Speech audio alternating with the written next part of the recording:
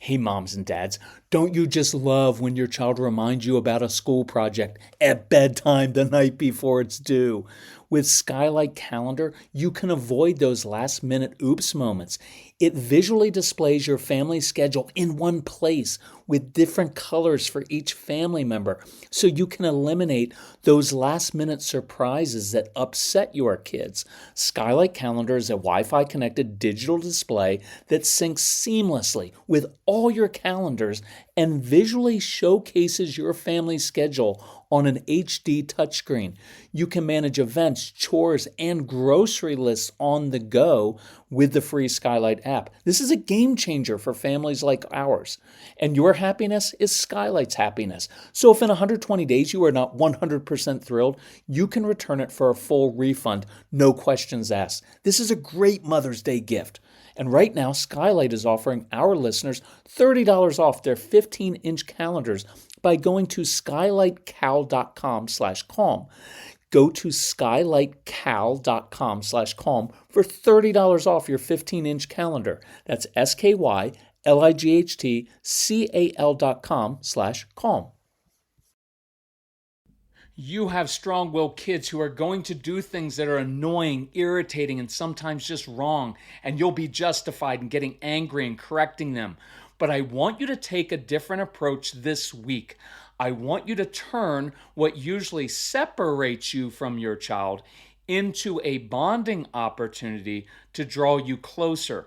I want you to deal with your own triggers and not allow that to cause you to simply correct your child all the time and reinforce that there's something wrong with them. Because if you react and correct continually, your child will eventually either shut down or get angry and wreak havoc. So I want to give you 3 examples of controlling your own anxiety, controlling your control issues, and instead we're going to turn irritating behaviors into bonding moments with both little kids and teens. And that is what we're going to do on today's episode of the Calm Parenting Podcast. So welcome, this is Kirk Martin, founder of Celebrate Calm, and you can find us at celebratecalm.com or on Instagram at the Calm Parenting Podcast, where I'm very active. And by the way, I just thought of this. That's kind of a perfect example. I generally hate social media, and I vowed to my family last year that I would never be on Instagram. And now it is my favorite platform for interacting with parents on a daily basis. And I think we've actually taken what is irritating and actually created a supportive community there where people don't judge each other because you all have strong-willed, difficult kids. And it's so nice for parents to say, yeah, my child does that. Yep, mine does that as well. So let's dig in. Here's example number 1. Let's start with like a really little kid. So one of our strong-willed little kids, just think about this. They do these things so differently. And what this little kid was doing is he tears his pancakes into pieces with his hands rather than using a knife or fork. Dad predictably gets upset and corrects his son. The son probably or predictably ignores his father and drowns his pancakes in syrup. Dad then takes the cue from the dad handbook and yells, "You're no longer allowed to use syrup or food I buy if you're going to waste them." And then after snatching the syrup from his son's hands, true story by the way, the son runs out of the house. Sure, Dad proved his point and won, I guess, but what really happened? Dad missed a huge opportunity to bond, to learn about his son, and grow closer in the process. So a few points.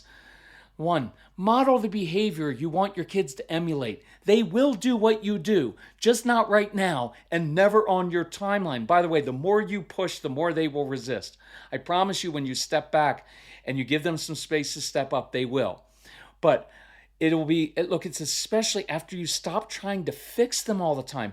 Model correct manners, model eating healthy, exercising, open doors for people. Let someone cut in front of you in traffic, be generous, leave good tips, live with gratitude. Model it, don't lecture it. It will be in their DNA. It just takes a few years to express, especially when you stop trying to force it. Number 2, learn to control yourself and your own control issues. You need your kids to do things your way. They aren't always going to do that. So let go of it, or you will be creating countless power struggles. Look, I'm tougher on you because you're a grown adult. Look, you're always like, well, my kids are doing that because they have control issues. I'm like, really? Where do you think they got that from? We all have control issues.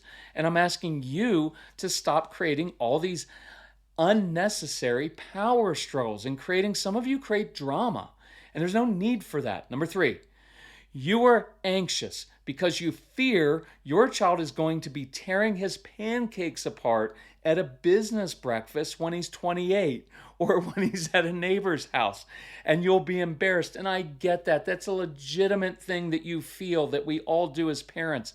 But honestly, that's your own immaturity allowing fear of being judged by others to change how you engage with your child. Do not project into the future, or you will parent out of fear. And I always like to remind men, you were a dopey kid once too, and you turned out just fine.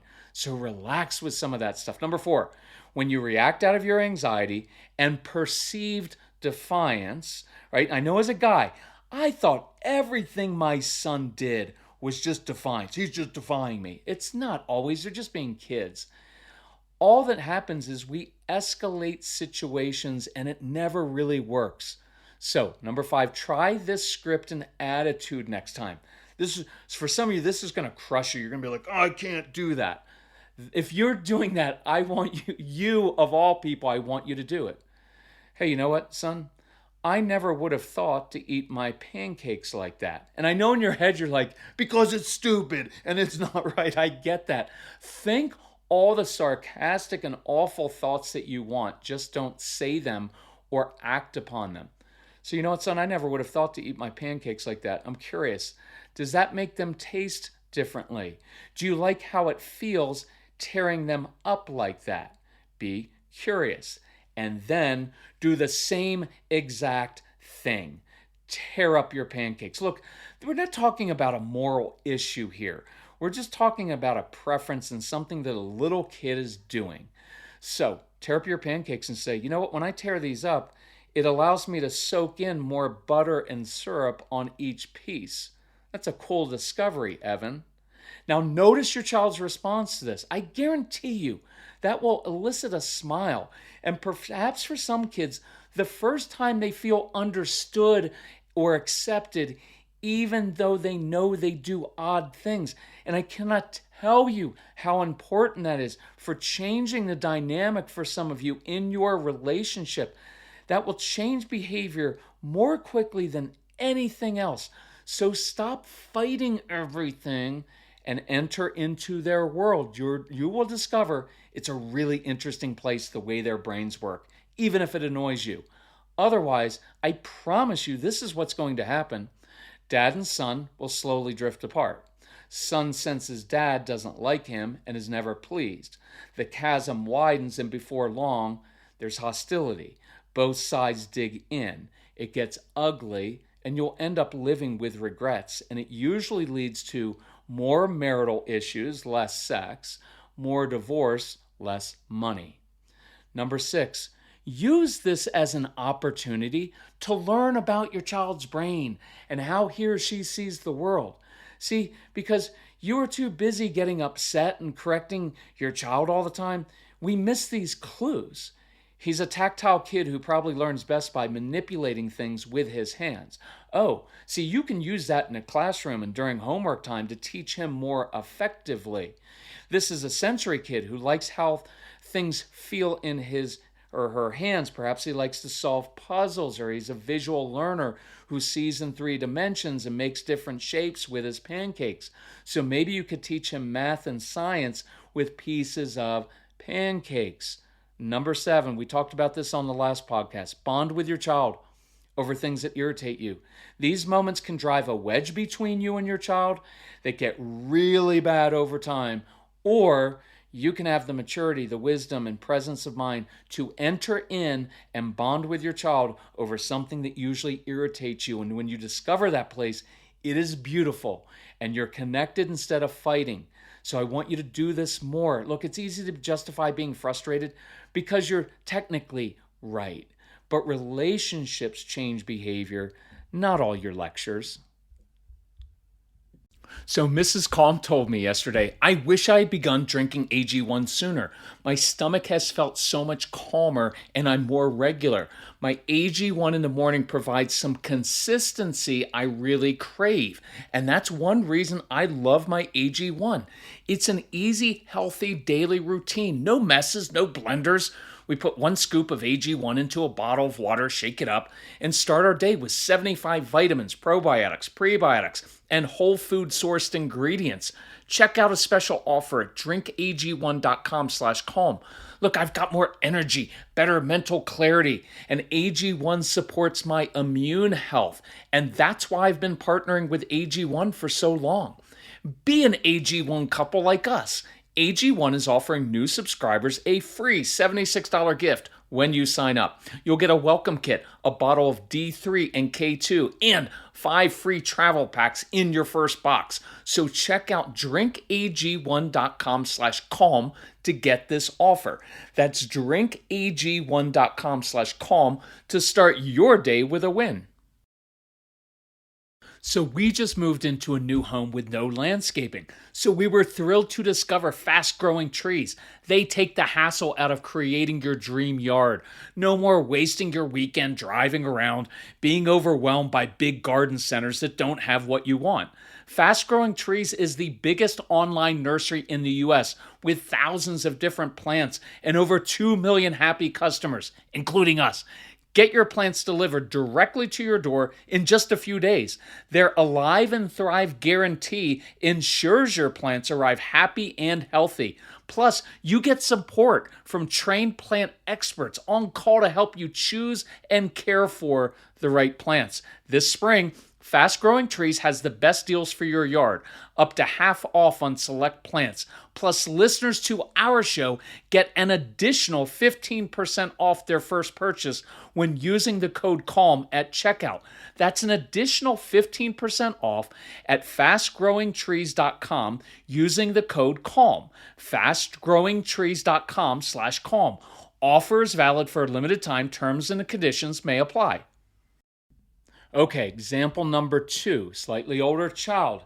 You've got a daughter who doesn't clean up her room despite being asked 47 times a day. And my guess is she is one of those kids with busy brains who's very creative and strategic, but struggles with executive function a bit. So before long, her room is out of control and so beyond help that she's too overwhelmed to even know where to start. So she kind of just checks out and ignores it. And you'll wisely say, well, honey, if you just spent 3 minutes a day, you could stay on top of it, which is a perfectly reasonable, rational, and wise time management idea that unfortunately will probably not work with many of our strong-willed and neurodivergent kids. And that's one of the hardest parts of raising these kids is that you're not always doing something wrong. It's just that the things that you do don't work with these kids. And so here's what happens. Every time you walk by her room, it makes your skin crawl. You feel anxious. You may feel like she's not respecting your home because you value order and things, and you like things neat. So this is a big trigger for you, understandably. And it bothers you on a deep level. You wonder how she'll ever be able to function in the real world with all its responsibilities if she can't even keep her room neat. And you'll be tempted to lecture a lot and give consequences, take away play dates and screens, impose fines. I get it. But let's choose to do this instead. Because the other way is not going to work. Because, look, if the normal ways worked, you wouldn't even be listening to this podcast. So I appreciate you being open to doing things differently. So let's do this.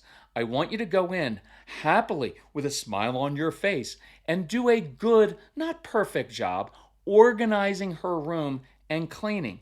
That means you're actually doing it. And I know that's going to irritate you and bug you, but just do it. See, now we have a good baseline for her room being organized. Now, take a picture of her room. Do the before and the after picture when you organize it. And you can hang those pictures on her wall because many of our kids are very visual. They don't respond to all the words. We use way too many words. A lot of our kids have auditory processing issues. So it all gets jumbled in there. It's too much. But that visual can be extremely helpful because she can look at it as a guide and she'll know what an organized room looks like. Next step, which I think is cool, make an Instagram or YouTube video of how to tidy up. You get your kids to do that. They can add music to it. How I keep my room clean. She could actually watch the video, and let's say you do 5 steps in 5 minutes to keep it like that. Because kids love videos. And that may be a fun way to show and teach her. I really like that idea, 5 steps in 5 minutes. And it's visual, and it's fun, and there's music, and it doesn't have to be your annoying voice just lecturing her all the time. And I want you to turn this into something you bond over. Instead of expecting her to do this on her own for 3 minutes or 5 minutes every day, make it a bonding time together. Mom, Dad, play some music she loves when you walk into her room. Most songs are about 3 to 4 minutes long, and you can walk in and say, hey, we're going to do 1 song cleanup, or we're going to do a 2-songer today. Make it fun. Go alongside her. If you feel like it, dance a little bit while you're doing it. Get it tidied up. It was 3 to 4 or 5 minutes of your day, which is a lot quicker and easier than bugging her for 17 minutes or 2 hours every day. Then give her a hug and leave the room, even if you did most of it, because you probably will. And I can promise you, I can guarantee you, I've worked with almost 1 million families. I know these kids. I know you're going to think, but I did most of it. How's she ever going to do it? They'll do it when they grow up and when they value this and when they care about it, when it's their own home. I promise they will. And don't think like, well, I'm just creating an entitled child. Well, you create an entitled child if you do everything and you just give them a lot of stuff. This, you went in and bonded. You helped her out. You were patient and watch. You know what I guarantee that this is more important than you think. I can tell you one day, this will all be a distant memory. You're not going to remember like, oh my gosh, when she was a kid, she didn't keep our room cleaned. You will regret hurting your relationship over this if you do not change. But if you do it right, your daughter will remember that you were patient with one of her weaknesses, that you smiled and had fun with her, instead of just constantly correcting and getting on them. And you know what else? You still got what you wanted, an organized room. Or you can just fight over it for 18 years. It's your choice, but you do have a choice in this. Okay, example number 3. Maybe this is a tween or teen. And these are all true stories, by the way. They are examples from real life people I've worked with. This is a teen or tween who barges into your bedroom late at night. You're lying in bed at 11 p.m. on a weeknight, exhausted by work, exhausted raising a strong-willed child or 3. You're ready to sleep. And in barges your son, who flips on bright lights, takes off his shirt, and proceeds to flex in front of you. And you would be justified. You'd be normal in being angry and frustrated, yelling at your son to turn off the lights. I heard that, but the first time I worked with this parent, I was like, oh man, what came up in me is, what are you doing? You don't come into our room and just turn on the lights, bright lights when we're trying to go to sleep. That's rude. What were you thinking? Like, that is easy for me to do. I could lay into this kid for 3 or 4 minutes like that. It just doesn't work. It doesn't do anything good. So you're justified. That would be very normal. You're lecturing about how he's rude and selfish behavior. You wouldn't be wrong. And yet in this case, it's not the right or helpful thing to do. Besides, what are you going to do anyway? Lecture him? Give your child consequences and take away things? You've probably already taken away everything they own. Like that's worked for the past 4, 7, 10, or 14 or 17 years of his life. And here's why I want you to do it differently. Think back over the typical strong-willed child's life. Probably came out of the womb fighting. They feel like they're swimming upstream in life, like everybody's against them. They fight with their siblings. They struggle to connect with peers. They're impulsive. They're in trouble a lot. They're red on that behavior chart. They feel inferior to siblings and classmates who are naturally good at everything. They're accustomed to being judged. They feel very misunderstood. So you have to decide who you're looking at right now. And you only get so many of these moments throughout their childhood. Too many times I reacted with anger and frustration and I drove this deep into his heart when he was little, that I didn't really like him, that he couldn't really please me. And that hurts, that sticks, that destroys. So, is this child acting in a disrespectful, rude way right now? Absolutely. But this is the kid I want you to see, and more importantly, who he wants you to see. This is a kid who feels so badly about himself that he knowingly does something incredibly irritating to his parents, precisely because he is desperate for them, for anyone really, to notice one good thing about him. And if you really think about that, it will hit you inside that this kid has such a lack of confidence inside, that he's used to everything being negative, that he risks this, and he knows it's going to irritate you because he's desperate to notice one good thing, because I'm not good at sports, I'm not good at grades, I'm not good at behavior. And yeah, I know this kid probably stinks right now, but inside is a little boy who's felt different since he was little, never lived up to your expectations, desperate to be affirmed for what he's doing well, instead of feeling like nothing he ever does is good enough. He doesn't get good grades or good behavior like his sister. So instead of reacting, you curse softly into your pillow. Look, I'm a realist. I don't expect you to say, "Son, I'm so glad that you burst into our room." No, you should be irritated. You should curse, but I want you to curse into your pillow, not at the kid. Then you sit up in bed and you take notice and you change your tone of voice. You change the look on your face. "Hey, wow, Peter, I can tell you've been putting a lot of effort into your workouts. Man, it's really paying off, man. You're getting jacked." Why is that so hard to do? Can you do that? You're not saying it's okay for him to barge in and wake you up. You're being the grown up who realizes there's something larger at stake here, which is your son's confidence, your son's well being, emotional well being, mental health. What's at stake is your relationship with this child, because this kid, your kid, expects you to lecture and yell and knows you wouldn't be wrong to do it. But he's being vulnerable and he's taking a chance that maybe this time it will be different. And you only get so many chances. And a few days later, you ask your son this: "Hey, you know what? I could actually use some help getting in shape. Could you show me a few exercises at the gym? Because it's clearly paying off for you." See, remember in the last episode of the podcast, we talked about this briefly, that one of the best ways to bond with a child is to ask the child to teach you something, to teach you how to get in shape, something he or she is good at doing, right? Now, look, I honestly, I hope you can go at a better time of day than later at night than when your child wants to go.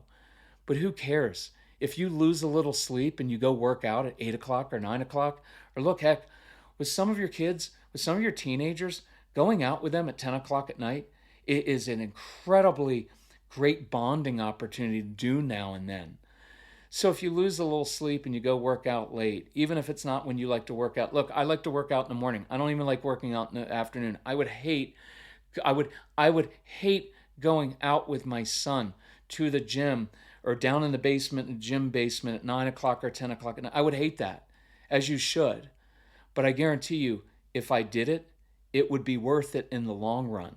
Don't you think that will change his behavior more than another lecture or another consequence? It is relationships that change behavior more quickly than anything else. You only get so many moments like this. So I want you this week, here's your goal: turn what is irritating into an activity that you can bond over. I promise you, you will never regret this. You and your child will look back on this, I promise you, because my son and I do, decades later. And if you don't do this, you're going to have regret over this. But I want you to pass the test in these tense moments. Okay, You've got your goal. Think about something your child does that is irritating, not hard to do, and then really dig deep to find a way to bond over this. It will radically change your relationship with this child. And when you change the relationship, behavior usually follows. All right, moms and dads, I know you can do this. Thanks for letting me be tough on you, and thanks for taking on this challenge.